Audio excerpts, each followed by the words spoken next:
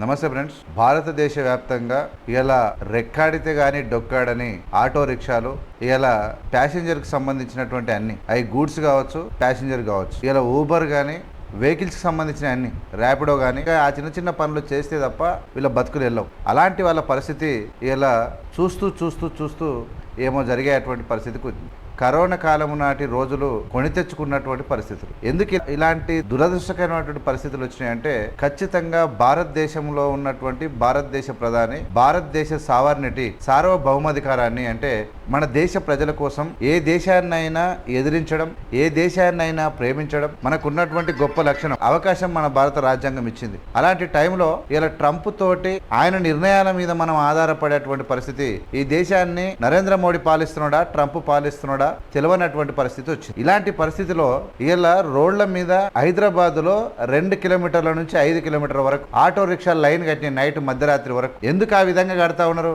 ఎందుకు ఆ రోడ్ల మీద నిలబడాల్సి వచ్చిందంటే, ఆ గ్యాస్ దొరికితే తప్ప ఆ ఆటోలు నడవయి. ఆ ఆటోలు నడవకపోతే వాళ్ళ పరిస్థితులు ఘోరమైన పరిస్థితికి వెళ్ళిపోతాయి. ఇలాంటి దుర్భరమైనటువంటి పరిస్థితులను ఈ దేశ ప్రధాని సైలెంట్ గా ఉండడం, ట్రంప్ తోని ఫోన్లో మాట్లాడినంట. వాడెవడా నాకు అర్థం కాదు.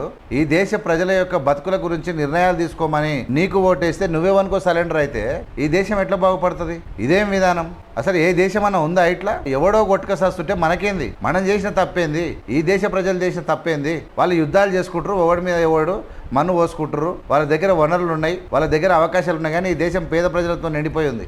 ఈ దేశంలో దోపిడీ దొంగలు ఎక్కువయ్యారు. ఈ దేశంలో బ్యాంకులు కొల్లగొట్టే వాళ్ళు ఎక్కువైపోయారు. ఈ దేశంలో భూములు కొల్లగొట్టే వాళ్ళు ఎక్కువైపోయారు. వాళ్ళందరికీ ఇలా కరోడుపతులకు కాపలా కాస్తున్నటువంటి నరేంద్ర మోడీ పేదల బతుకులను మార్చడానికి నువ్వు తీసుకున్నటువంటి నిర్ణయాలు ఏంటివి?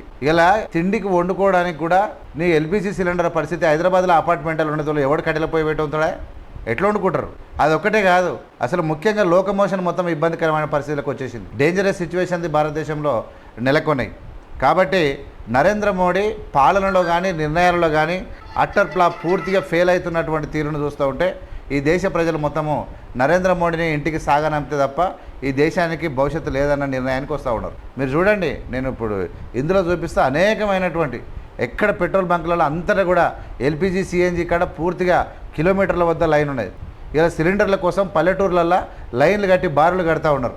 బీజేపీ వాళ్ళు మాత్రం ఏం లేదు, మాకు ఎంత కష్టం వచ్చినా ఆయనే కావాలంటారు. అదేందో అర్థమవుతుంది. ఈ డేంజరస్ సిచ్యువేషన్ నుంచి బయటపడాలంటే ఏం చేయాలో మీరే కామెంట్ చేయండి. చూస్తూనే ఉండండి AVM media. AVM media like చేసి, షేర్ చేసి, సబ్స్క్రైబ్ చేసి ప్రజలకు పంపండి. Thank you so much.